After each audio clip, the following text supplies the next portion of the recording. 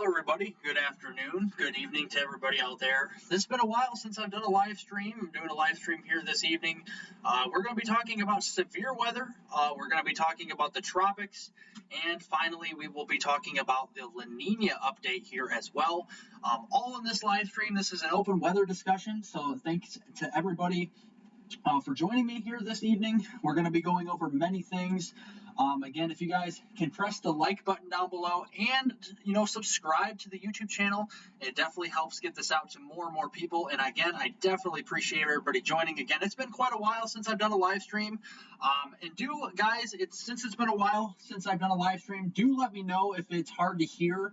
If it is hard to hear on your guys' end, I can also kind of move around the audio just a little bit, kind of turn it up a little bit for you guys to hear more clearly. I just don't want to turn it up too loud, for you guys not to, hear me or to be kind of shaky and all that. So let me know. But currently right now, like I said, the live chat is open to anyone and everyone. Hello, severe weather coverage forecast, as well as tours by rain. Thank you guys for joining the live stream this evening. So what we're going to be talking about here in this weather discussion is several different things. I will have another weather video for you guys tomorrow morning around mid-morning or so. So you guys can definitely look out for that tomorrow. Again, guys, the like button is down below. Again, it's been such a long time since I've done a live stream, guys, so bear with me here. I know it's probably been over a month.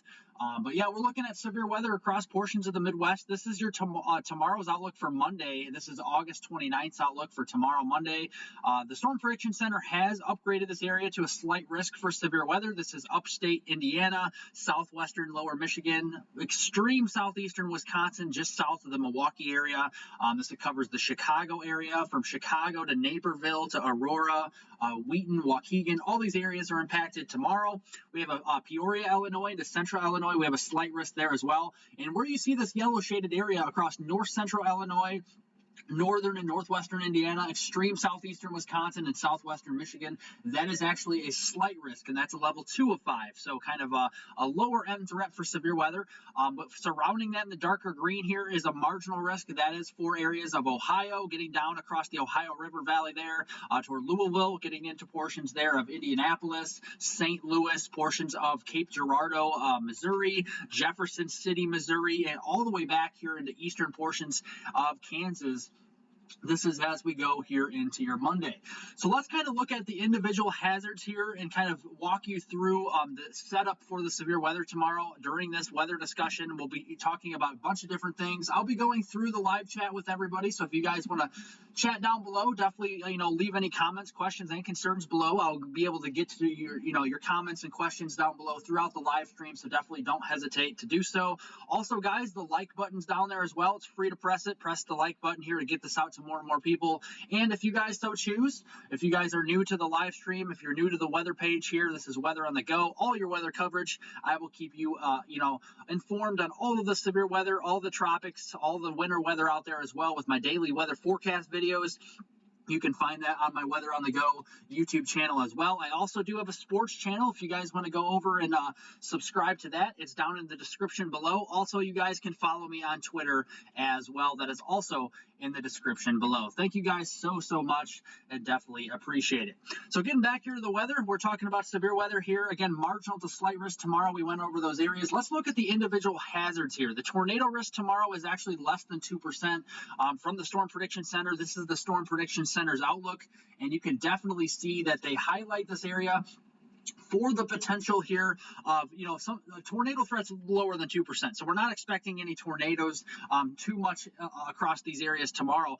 But we are looking at a marginal to slight risk for some excessive, wind gust potential, with winds over 60, maybe even over 70 miles per hour is possible as we kind of move into your Monday afternoon and evening time frame during that peak daytime heating. So we'll continue to watch that.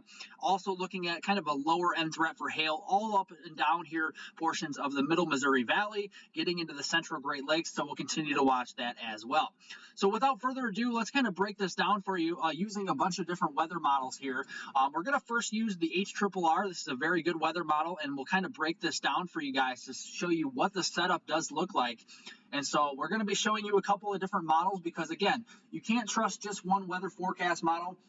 no matter how many times you look at it, no matter how many updates you have on this, you got to kind of spread it out and look at a bunch of different models. And that's what we're going to be doing here.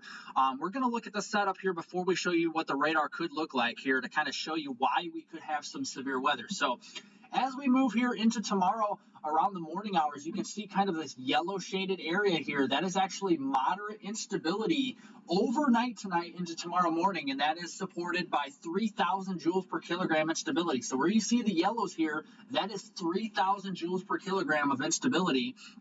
That will be shifting eastward, and where you see the instability cut off behind that, that is actually a cold front. That is a cold frontal boundary that will be propagating from west to east across the middle Missouri Valley, the middle Mississippi Valley, and the western Great Lakes tomorrow. That will be the kind of the force of lift for some thunderstorms and severe weather tomorrow. So that will be something we'll watch as we get a little bit farther down the line. So looking at this here, you can see the Supercell Composite values tomorrow will start to grow across this area as we see that cold front incoming from the west, according to the HRRR model. Not saying, off the chart values by any means, but yeah, we're still seeing some values showing up here across, say, northern Illinois, northwestern Illinois, eastern Iowa, much of southern Wisconsin, and then over there towards northern Indiana and southwestern lower Michigan. So that's kind of what we're looking at here as we move into the daytime tomorrow. So let's look at the chat real quick before we get into more of this. Rain says, can I get some thunderstorms, please? Well, I'm not sure where you're at. If you live in Houston or something, I'm not sure. You'll have to let me know. Severe weather coverage forecast says I had to change my name last Friday. Oh, you changed your name? That's cool. Cool name. Forecaster Mia says hello. Well, hello, Mia. Thank you guys for joining the live stream. Again, just a weather discussion here today. You have a 50% chance of storms today. If I do get any tomorrow morning, well, you may. So we'll see. All right, guys. So, okay, can you guys hear me very clearly? Everybody that is in the live stream, everybody that can chat down below, tell me if you guys can hear me fine. If you guys want me to turn up my audio so you guys can hear me clearly. Unless you guys can hear, if you guys can hear me clearly right now, give me the thumbs up. If you guys cannot, give me the thumbs down. So definitely let me know here. You can't hear me. Okay. Okay, so I figured that was the case because when I do my videos, it seems a lot worse than it is, Okay, so how is this? How is this? Is this, okay, let me know before I continue on the weather forecast here. Can you guys hear me now? Can you guys hear me a lot better now? Storm Tracking Gaming says, hi, weather on the go. Thank you guys very much. Hello to everybody out there. If you guys cannot hear me, it's going up and down still. Okay, thank you very much, Melissa. Thank you for joining as well. I'll get this right, guys. It's been a while since I've had a live stream, so bear with me here. I know my live streams and my videos are different on here for audio, so bear with me here. Okay, now. Okay, now. How is this? How is this? This should be better. I've turned it up quite a bit now. I just don't want it to echo or anything. So give me a thumbs up, guys. Can you hear me? Give me a thumbs down if you can't hear me. Thumbs up, thumbs down. Thumbs up if you can. Thumbs down if you can't.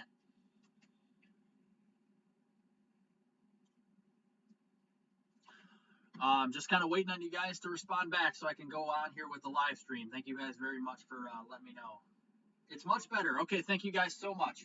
All right, so getting back here to the weather forecast, this is kind of looking at instability. So this is the instability tomorrow. We're going to have instability starting to develop ahead of the cold front. You can see where the instability significantly drops off across portions here in northwestern Iowa. That's with the cold front. We're going to see a cold front, and that the cold front that's moving from west to east across this area is actually the source of lift across the environment tomorrow. That will be, you need lift, you need some, vertical velocity for thunderstorms to develop, and it looks like we're going to have some appreciable lift with that cold front tomorrow, so that is something we'll watch. We'll continue to watch that here. Again, the Supercell Composite values are there. The significant tornado values are not. So we're not talking about anything, strong tornadoes or anything like that tomorrow, but we'll continue to watch it as we get a little bit farther down the line here. Okay, everybody's giving me a thumbs up. Well, thank you guys very much for the feedback. Definitely appreciate it. If you guys have not subscribed down below, subscribe down below. It's free to do. We're almost getting closer, guys. We're getting so close to 1,000 subscribers. So if you guys can help out in a big way, every single one of you guys, if you're new, if you haven't subscribed, subscribe down below. We're up to 651 subscribers, and we're getting so close to 1,000. Remember, Once we hit 1,000 subscribers, I will show my face on the live stream. That's still the challenge, guys. So thank you guys so much. Again, the like button's down below. Guys, I highly recommend you guys to like it down below as this gets it out to more and more people on the YouTube live stream. So thank you guys so much. Okay, so that's what we're looking at tomorrow. Looking at the lightning density here, using the HRRR model, that's where you can see some of the lightning. You can definitely see starting to show up across Iowa there. Peak daytime heating toward the early middle afternoon hours. So we'll continue to watch that. The simulated echo tops here. Some of these tops of the thunderstorms tomorrow, according to the HRRR, could actually be exceeding 40,000 feet. And some of that is, could be due to the potential of some hail. We could be seeing some hail with some of these storms. The updrafts could be tall enough for some hail, so we'll continue to watch that. No thunderstorms until 1 a.m., Eleva said. Well, okay. Weather on the go, I don't know why. I don't know either. I don't know either. All right, guys, let's change models here and show you the RAP model. Real quick with the precipitation simulated. Okay, so this is what the radar could look like tomorrow afternoon. Now this is updated and it looks like waves of rainfall moving across this environment tomorrow. And actually I've noticed a trend in the models. Last night we're showing this area across northern Illinois, northwestern Indiana starting to get slammed by some very heavy rainfall, some stronger thunderstorms. However, in the models this afternoon, they have actually trended a little farther south towards I-80, I-74 here in central Illinois, and then down toward Indianapolis. Now, if this trend continues, I could envision the Storm Prediction Center actually sliding this slight risk area a little bit farther south and east of where it is now, and possibly upgrading to an enhanced risk. Now, that said, there still has to be a lot of things to come together for an enhanced risk environment for severe weather tomorrow. Now, the reason why I think there could be an enhanced risk, a level 3 of 5, is because if you guys look at the instability tomorrow, we're going to have lots of instability. I mean, look at the RAP model, guys. This is the newest run. Widespread instability here in the yellows. This is up to 3,000 joules per kilogram. Once you get into the reds here, across western Illinois, northern and central Missouri, that is actually 4,000 to 4,500 joules per kilogram for instability. That's just, when I say joules per kilogram, that's just a measure of energy in the environment. That's just kind of a tool to measure instability, energy, all that stuff.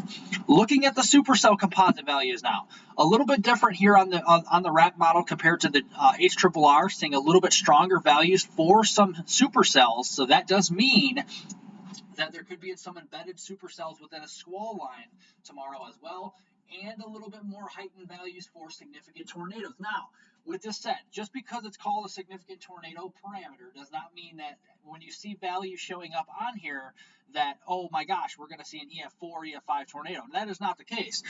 Significant tornado parameter is just a basis parameter that we use to, us meteorologists, to kind of decipher whether the environment is suitable for tornadoes and even potentially strong tornadoes. So looking at this here, you see the greens, you see the lime greens, and even the yellows potentially starting to show up. That is kind of a lower end threat. So if you start seeing the reds, the pinks, the purples, and blues and stuff, that's where we see almost, a higher end day for some tornadoes. So we're not seeing that. So there still could be a couple of isolated tornadoes. I'm not discounting that potential, but according to this model, again, we're not going to be talking about any strong tornadoes. And I do agree, we're not going to be talking about any strong tornadoes, because if we go back over here to the Storm Prediction Center's website here, anybody can look at this as spc.gov. You can definitely go look at that.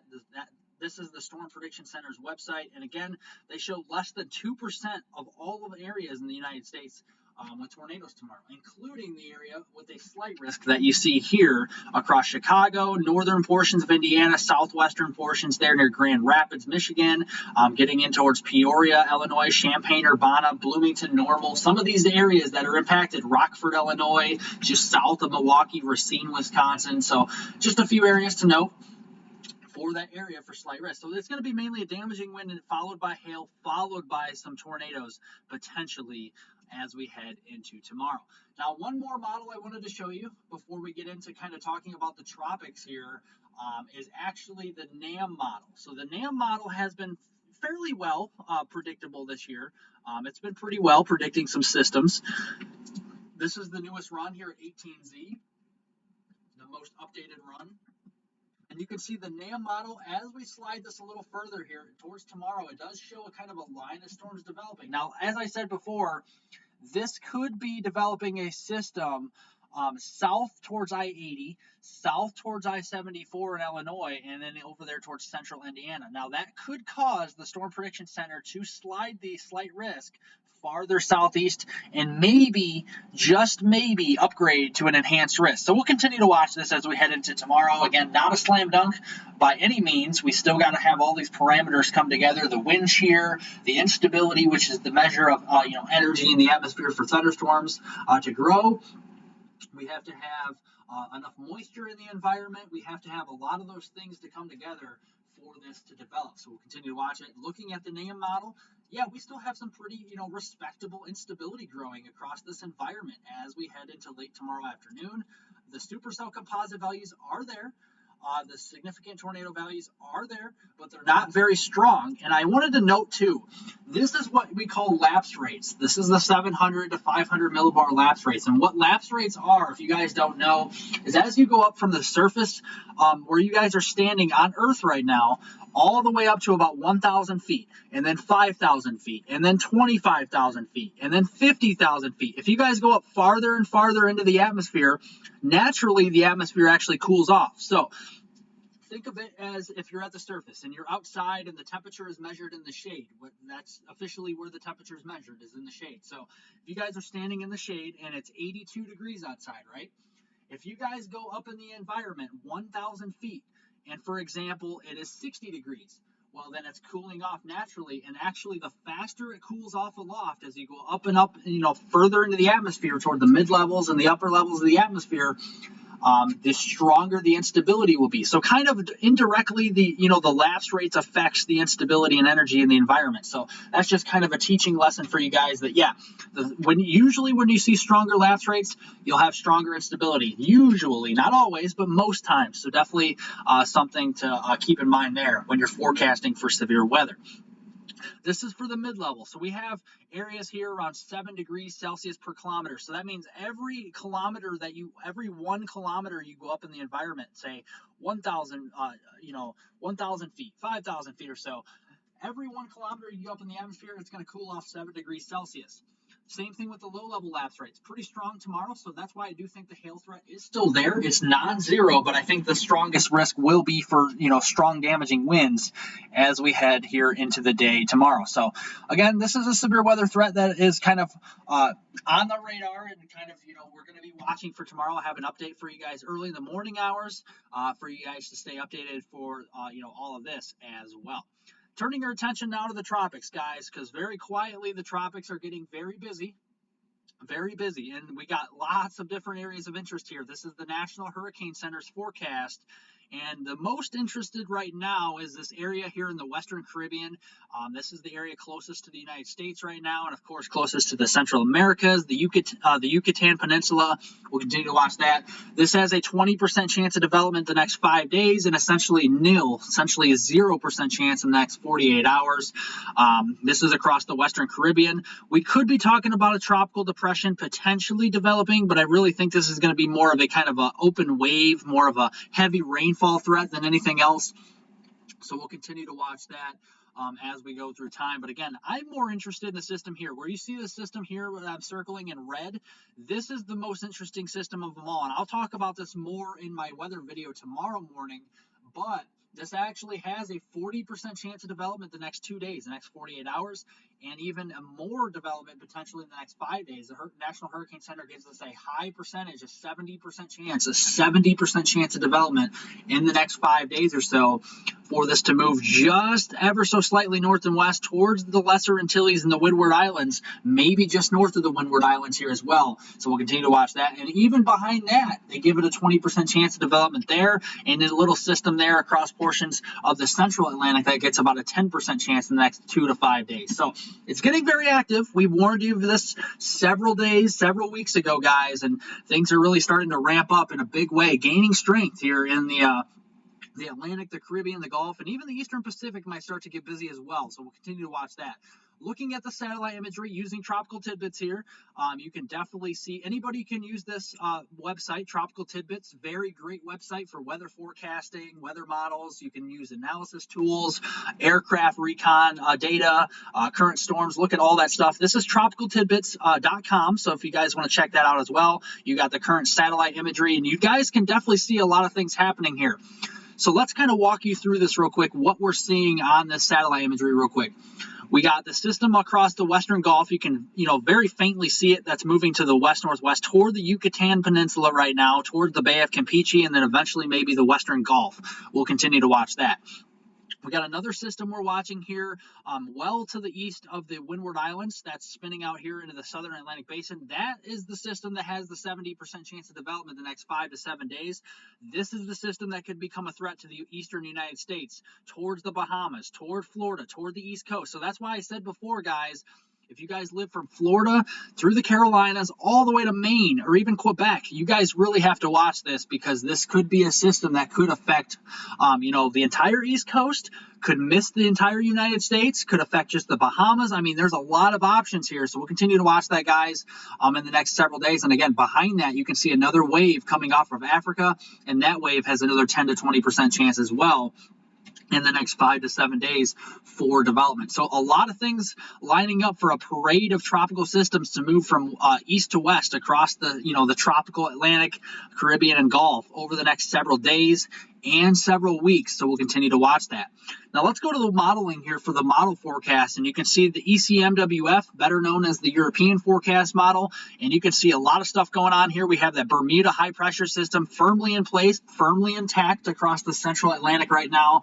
We got all these tropical waves moving across kind of on the base of that high pressure system, right where that high pressure system's kind of forcing and steering all of this wave activity from African coast all the way west here toward the Lesser Antilles, toward the Caribbean and the Gulf. We got all that moisture moving to the west, steered by the high pressure system, the Bermuda High. Now watch as we kind of move into early next week. That Bermuda high pressure system actually shifts northeast. Now what this will do is actually open the door for these systems here across the Atlantic, coming off the African coast to kind of shift more west and even more northwesterly towards Florida, toward the Bahamas, and potentially even the East Coast, all the way potentially to Maine. So that's why I said from Florida to Maine, you guys do have to watch this. And going a little farther out, you can see a system could be developing here and another system developing here. So that could be two systems we'll have to watch, more impactful potentially as we get into early September. So as we close the book here on August and move into early September, this is the system right here that I'm circling that has that 70% chance of development over the next 5 to 7 days. The European forecast model maintains a 1,006 millibar low, so essentially a tropical depression pretty much to the northeast of the Windward Islands, and actually shifts it to west-northwest as we get into our September 2nd. Now, we're getting a little farther out in model land now, but I do want to kind of show you that as this moves westward towards next weekend, there's a possibility this could develop into a tropical storm north of the Greater Antilles, moving towards the Bahamas, moving towards Florida here. Oops, excuse me. On the European forecast model. So we'll continue to watch that. And then as it moves westward, we could have a slow-moving system, potentially a rapidly strengthening hurricane across the Bahamas. So again, this is not set in stone. This is a model forecast. This is one model. This is the European forecast model, better known as the ECMWF. And again, we have to look at all the models. So let's go over to the GFS. And I know the GFS has been kind of weird this year on some of these systems, but it still takes into account the tropical weather. So let's see what the similarities are here and kind of compare. The GFS model has that system, again, moving to a 1,003 millibar low, so tropical depression, maybe early stages of a tropical storm as we move into the early few days here of, next weekend into the following week into early September here. And then another system that we're showing you that has that possibility of development to a tropical depression or tropical storm behind that, kind of a parade of storms. The GFS is still on board with that. So the GFS and the European forecast model are on board with the parade of storms moving across here with two separate systems. Now, where the divergence is that the GFS actually turns this system more northeast. It turns the system more northeast as a hurricane, where the European forecast model maintains a stronger, potentially low pressure center with a stronger hurricane, and potentially even it kind of hovering over the Bahamas as a slow moving system, dropping very heavy rainfall. And for some reason, the GFS just wants to go all out on a hurricane across the coastal Texas region and eastern Mexico. I really don't think this is going to be the case. It just doesn't have that much residence time over the waters to really see that. So we'll continue to watch that as well. Severe weather coverage says weather on the go. I'm watching that red one. Yes, we are all watching that red one. That is actually a 70% chance of development. That would be this system here that I'm circling that we're watching. So I think you guys should discount this. I shouldn't say discount it, but lessen this up in your mind that, yeah, there's probably not going to be a hurricane across the Gulf anytime soon. But we're definitely going to watch these two systems. Now, let's go to the Canadian forecast model here. And, guys, it's the same thing. We got two systems here, maybe even three systems. Another one coming off the African coast as we get to the September 4th, 5th time frame, potentially. And, again, we got a hurricane developing potentially, or strong tropical storm, rapid deepening here and kind of slowing down. So what we're seeing here is there are some differences in the models. Yes, it's a little far out. We have some differences. However, there is some, agreement in that this system, as it moves west towards the Bahamas, or just north of along and north of the Greater Antilles, if it stays over the open waters here, it could slow down. And the reason for it slowing down is if we have a frontal system coming off of the U.S., it could kind of, meet up with that and kind of really slow down. And we see a lot of slowing of this system. And also where the differences is where the Canadian model actually turns this system across portions of the southern Atlantic more northeast very quickly compared to the other models. So it kind of diverges this. One goes to the west, and then one turns to the northeast on this model. So again, the farther you go out, we'll have to continue to watch that. Now, again, I'll have updates here on my videos, in the mornings for you guys to stay up to date on all this. Again, this is weather on the go. And again, my motto here is all your weather coverage. And again, we have it for you here, coast to coast, across southeastern Canada, southern Canada, northern Mexico, the Caribbean. We got it all for you. We'll continue to watch it in the tropics here as well. So kind of looking at September here of 2022, this is the number of named storms per 100 years. So going back 100 years or so, this is actually climatologically the area that is more favored. So the brighter the colors here shows you the more favorable area for named storms across the Caribbean, the Gulf, and the Atlantic. And you can see that looking at the weather models I just showed you, and now looking at the kind of the climatologic part of this here, climatologically, you can see these systems like to move west toward the Windward Islands or the Lesser Antilles, whatever you guys want to call it, and then start to, curl to the northwest and then curl to the northeast. Whether it gets into the Gulf, whether it hits Florida, whether it hits the entire East Coast like Sandy did, remains to be seen, but we definitely have to not discount climatology here, because climatology has done very well in the past and will do very well in the future for guiding us in the potential for where these systems could go, how strong they could get. Analogs are very helpful, and definitely that is something we're watching as we get a little bit farther out as well. Also take into account climatologically too. We actually have, we're climbing the ladder. We're almost up to the peak now of the hurricane season. Now, we have a couple weeks to go before we get to the peak of hurricane season, but we're getting closer, and you guys can see we're about let's see here. We're about right there. We're about right here, if you can see my mouse here on the screen. So we're almost to the top of the ladder before we start to kind of climb down the ladder again, but we're just getting there, guys. I think around September 8th through the September 10th, 11th timeframe, that's kind of the peak of hurricane season before we start to kind of climb back down slowly on the ladder as we get through October, November. So again, guys, we still have a lot of time to watch this over the next, several days, several weeks. And again, we'll be watching it through the week here. And again, if we have a landfalling system, whether it's a tropical depression, a tropical storm, a hurricane, a major hurricane, whatever it is, we will have you covered here on my weather videos in the mornings, the afternoons, the evenings. We'll have you updated here on the live streams. I'll be going live during these events if they have a direct impact to the United States, whether it's in the Gulf, the East Coast, the Bahamas, anything like that. Anywhere near the U.S. or in the U.S., we will have you covered on the live stream, so you guys will not be disappointed. We got great weather content coming your way. Now, I want to turn your attention to one more topic here on the live stream, is that the La Nina has been a factor in all this all along. You guys remember all the flooding events. You remember Eastern Kentucky. Unfortunately, we had a lot of fatalities. I do feel for all the family members. Again, my condolences do go out to all the family members that lost loved ones in Eastern Kentucky to all that flash flooding here several weeks ago. We had all the flash flooding across the Dallas-Fort Worth area. They had 15 to 16 inches of rain down there with a lot of flash flooding, and they just came out of an extreme and exceptional drought. We also had flooding in southeastern Illinois, near the Olney, Illinois area, getting down toward Mount Vernon there, and even Evansville, Indiana area. So all these flooding events are somehow directly, indirectly, they're kind of linked to La Nina. And what a La Nina is a cooler waters across the equatorial Pacific. So near the equator, if you have cooler water anomalies there, that would be a La Nina. On the other side of things, if you have warmer anomalies over the equator, over the equatorial Pacific, that would be characterized as an El Nino. And if you have kind of a mix of both warm and cooler waters, that's called ENSO neutral. So right now what you're seeing is, you're looking here at this chart, and you're saying, well, what do all these blue dots mean? This is actually La Nina. So you can see here on the chart on the left-hand side, I know it's kind of small on your screen. I do apologize. I'll try and get this a little bigger for you guys next time. But right now where it says 0.0, that it would actually be in the middle here where I'm moving the mouse. That is actually ENSO neutral because it's neutrally between La Nina and El Nino. But if we go to the positive values here, that's El Nino. We're not in that.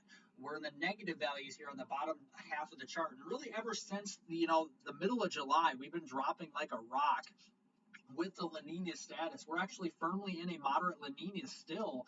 And actually over the last few days here, we've actually started to weaken the La Nina ever so slightly, but it is starting to turn back stronger now. So we'll continue to watch that as we move through the next few days. There are some hints that we still could get into, firmly still in moderate and even approaching or even exceeding strong La Nina status as we move into early and middle fall and get into early winter before it starts to weaken here into the late winter and early spring. So again, this looks like a triple dip La Nina that they call it. It's a triple peat La Nina, whatever you guys want to call it, three-peat, triple peat, triple dip La Nina. There's a lot of different terms to this. But yeah, 3 years in a row of La Nina is pretty rare. And that looks like what we're looking at here is 3 years in a row of La Nina conditions. So climatologically, if you guys want to know, all of the signs do point towards an El Nino to start, or actually to get into 2023. We might start 2023 with the La Nina, but we could quickly flip to an El Nino as we get into 2023 and maybe even move into 2024. So we'll continue to watch that, guys. That is something we are definitely watching, and that's on our radar, and that's for sure. Norvin says, just tuned in. Where are you studio headquartered? My studio and all that, and I actually live here in northern Illinois. I live in northern Illinois. That's where I actually had some strong thunderstorms move through my area earlier on. I was thankful that I had the power still on. We had some 60-mile-per-hour wind gusts and some very, very heavy rainfall, torrential rain that moved through earlier. So I'm kind of thankful that we had all that. So thank you very much for asking, Norman. Yeah, northern Illinois, just around the Rockford area. If you're familiar with Rockford, Illinois, I live pretty close to there and just west of Chicago. So. Very good questions. Guys, like I said, the live chat's open to anyone and everyone. If you guys have not liked it down below, please like the live stream by pressing that thumbs up button. If you guys are new to the channel, definitely subscribe to the YouTube channel. Definitely would be very helpful in helping this get this information out to more and more people. If you guys don't know, if you guys haven't watched any of my videos, go watch them. We have a great fall and winter weather forecast video from 2022 that I posted a couple of weeks ago. You can find that on my YouTube channel. I also have a sports YouTube channel. If you guys are into sports, the NFL, Major League Baseball, Premier League Soccer for England, if you guys are into college football, fall. I have that on my sports channel. That's down in the description below. If you guys want to click on that and follow or subscribe to the YouTube channel there. I have 2 YouTube channels, the Weather on the Go and the sports one. You guys can subscribe to both. It's free to do. If you guys want to follow me on Twitter, my Twitter handle is down below in the description as well. So you guys can follow me there for more information on my live streams and stuff like that. I have the community tab open on my YouTube channel for Weather on the Go. You guys can check that for more information on when I go live and weather updates on there as well periodically throughout the season. I will be posting another fall and winter weather update for you guys probably this upcoming week. Maybe tomorrow or maybe Tuesday, we'll see. I have to get a lot of weather data in for that to release that information to you guys, but I'll be working hard on a fall and winter weather update for you guys to kind of show you guys what you can expect from coast to coast throughout the entire United States, all 50 states here, and even southern and southeastern Canadian provinces. I'll be showing you guys what you guys can expect this fall and this winter across those areas as well, including the La Nina conditions and all that, and tropics and all that stuff. So another reason to subscribe down below, guys. We're getting so close to 1,000 subscribers. Our goal is 1,000 subscribers. Again, once we hit 1,000 subscribers, if you guys don't know, I will show my face on the live streams if that does occur. So if we hit 1,000 subscribers, I will show my face here on the live stream. Again, if you guys haven't liked it, like the live stream down below. Definitely appreciate it. So again, I know this chart's a little small. Again, I get to try and let me see if I can. Okay, I can't zoom in or anything, but again, I'll try and get a bigger chart next time. But yeah, the La Nina, we're firmly in a moderate La Nina right now. We're going to be getting back into a strong La Nina at the turn of the year as we get towards winter. I think as we get to late winter, so say late January through much of February, March, we're going to be turning back towards ENSO neutral conditions toward that period as we get to late winter, early spring. I think as we start spring, we're going to be starting in an ENSO neutral conditions and then actually start to flip in 2023, like I said, to an El Nino. I really do think that is going to occur. Very rare. Actually, I don't think it's ever happened before where we had 4 La Ninas in a row. And if that did happen, that would be a record. So you guys never know. But right now, all signs point towards an ENSO neutral cycle and then back to an El Nino cycle as we kind of turn towards especially late spring into early summer of 2023. And I'll tell you all when we get closer of what that means to the U.S. when we turn back to an El Nino and all that stuff as well. Yeah, you were chatting with me yesterday, that's for sure. Yeah, definitely you guys can always leave comments on my videos as well. I definitely, you guys can definitely leave comments on my videos. You guys can ask me questions on my daily weather forecast videos. I always answer you guys later in the afternoon or evening. Definitely have no problem with that either.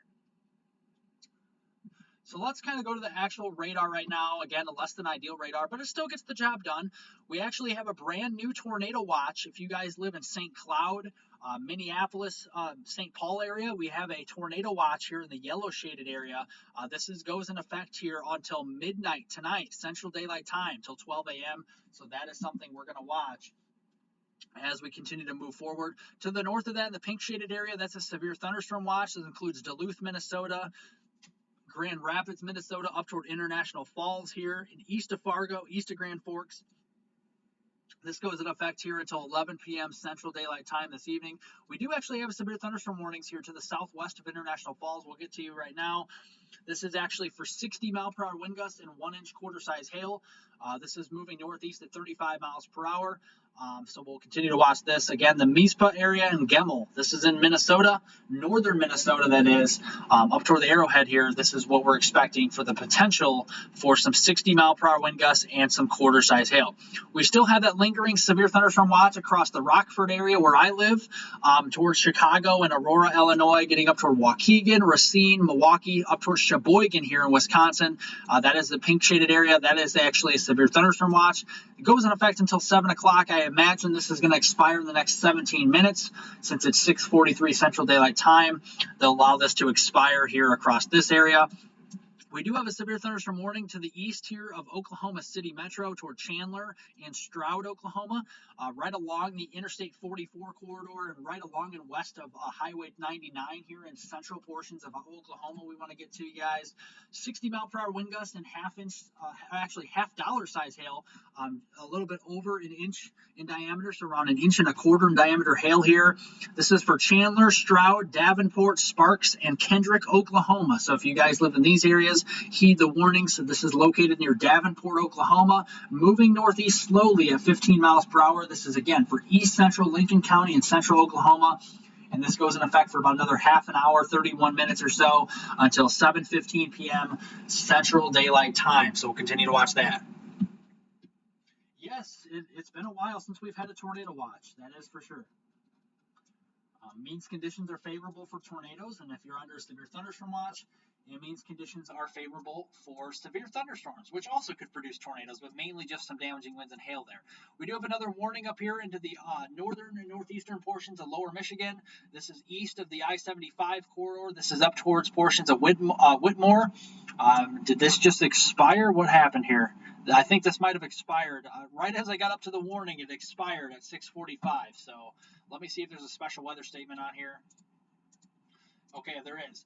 Wind gusts in excess of 30 miles per hour and half-inch hail. So some, pea-size hail to, small dime-size hail.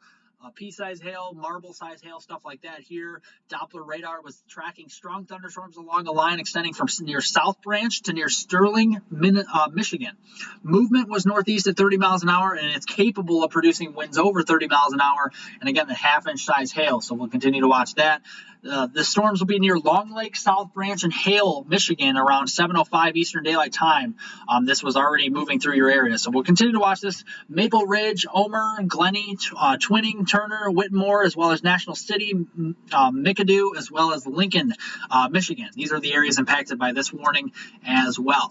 We also have beach hazard statements across the east coast here of the Lake Michigan, across western lower Michigan, west of Grand Rapids, the Holland area out toward Muskogee, and areas here near Grand Haven, all the way down to near almost Benton Harbor into portions there of western Michigan. This is mainly for strong rip currents that can pull swimmers into deeper water and high waves as well that can sweep people off their feet. So definitely something to watch as well. We do have a brand new severe thunderstorm warning actually right now across the northern suburbs of the Chicagoland area, northeast Illinois. This is for 60-mile-per-hour wind gusts and 1-inch quarter-size hail. This is near the Bensonville area or over O'Hare Airport. So if you are in the O'Hare International Airport in the Chicagoland area, you're experiencing some strong thunderstorms and severe weather right now. I do imagine they're having ground stops right now at O'Hare Airport in Chicago with these storms moving through with the frequent cloud-to-ground lightning and all the heavy rainfall and damaging winds and hail with this. I'm sure they have ground stops or at least delays with the airlines. Hazard here is 60-mile-an-hour winds and quarter-size hail. Again, this is moving northeast at 45 miles per hour. This is for northeastern DuPage County and also northeastern Cook County, which is Chicago actually is in. That's the county Chicago's in. That's in northeastern Cook County in northeastern Illinois. So areas impacted: downtown Chicago, Arlington Heights, Evanston, Skokie, Des Plaines, Des Plaines, as well as Mount Prospect, Glenview, Elmhurst, O'Hare Airport, Park Ridge, Addison, Northbrook, Elk Grove Village, Niles, Irving Park, West Ridge, Austin, Wilmette, Melrose Park, and Maywood. This does include Interstate 88 between mile markers 139 and 140, Interstate 90 between mile markers 71 and 84, Interstate 94 between mile markers 29 and 45, Interstate 290 between mile markers 3 and 17, and Interstate 294 between mile markers 29 and 25. Other locations impacted are Loyola University. So if you are at Loyola University in Chicago, Oakton Community College, Triton College, Northeastern Illinois University, and Northwestern University in Chicagoland area, you guys are being impacted by the severe thunderstorm as it continues to press off to the northeast at 45 miles per hour. This will be moving over towards southern and central portions of the open waters of Lake Michigan here rather soon. We'll continue to heed the warnings and kind of watch this storm as well. Well, that will wrap up my live stream here for the most part this evening.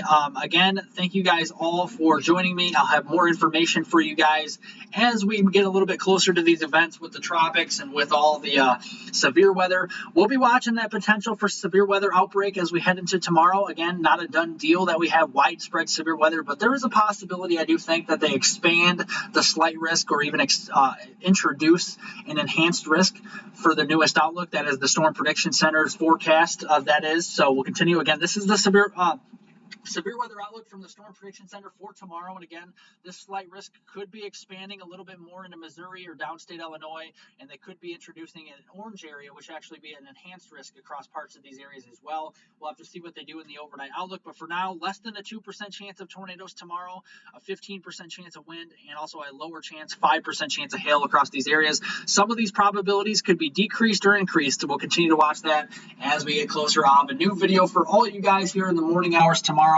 That is what we will be seeing. So again, look for that update. I think I'm going to be updating this here around 9 or 10 o'clock tomorrow morning Central Time, so definitely be on the lookout for that on my YouTube channel. We'll be talking about the severe weather, the tropics, and also kind of maybe looking ahead. I'll be doing a fall and winter weather update for you guys for 2022 and 2023 fall and winter. You guys can check that out on my YouTube channel. Also, guys, if you guys have not already, go down below to the description. If you guys go to the description below, you guys can follow me on Twitter, and you can also subscribe to my other YouTube channel, the sports YouTube channel as well, with more sports predictions for Major League Baseball, the National Football League, college football, and also Premier League soccer predictions for England as well. I'll be updating you guys pretty soon on my sports channel as well, because the NFL's Week 1 season is coming up, and it is coming up quickly. The Bills and Rams play on Thursday, September 8th. That's Thursday Night Football. I'll actually be calling that game live here on YouTube on my sports channel. So if you guys can't make the game or you can't watch the game on TV, I'll be doing play-by-play here, broadcasting play-by-play on the YouTube channel here. So you guys can catch all the plays on there as well on my sports channel. Thank you guys so much, though, for the Weather Channel and Weather on the Go, all your weather coverage. Thank you guys so much for joining me this evening. I plan on doing more live streams here in the future. Maybe a live stream tomorrow. We'll have to wait and see if this upgrades to an enhanced risk. We may be going live tomorrow as well. And again, if any of these tropical systems do get closer to the United States, we'll be going live to keep you guys safe out there as well. Thank you so much, everybody, for joining. Thank you so much, Melissa Smith. She says, thanks, love the live updates. You're so welcome, Melissa. Thank you for joining. Definitely appreciate it. Thank you, Severe Weather Coverage.